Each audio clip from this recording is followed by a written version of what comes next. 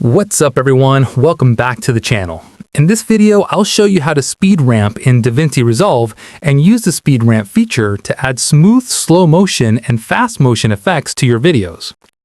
First, place your clip on the timeline. Right-click on the clip and select Retime Controls. You'll see the speed percentage appear on the clip with a small black arrow next to it. Click that arrow and choose Add Speed Point.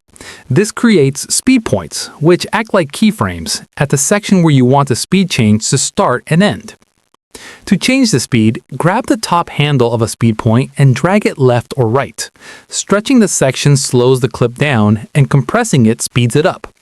If you drag the bottom handle, it will only move the speed point without changing the speed. Next, to make the speed change smooth, right-click the clip again and select Retime Curve. This opens a speed graph below the clip. If you're on an older version of Resolve, make sure the curve mode is set to Retime Speed, not Retime Frame.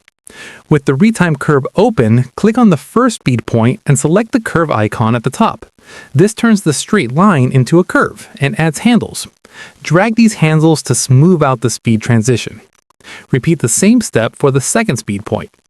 Adjust the curves until the speed change feels natural and cinematic. And that's it.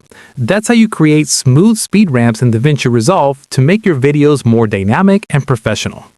If this helped you out, don't forget to like, subscribe, and I'll see you in the next one.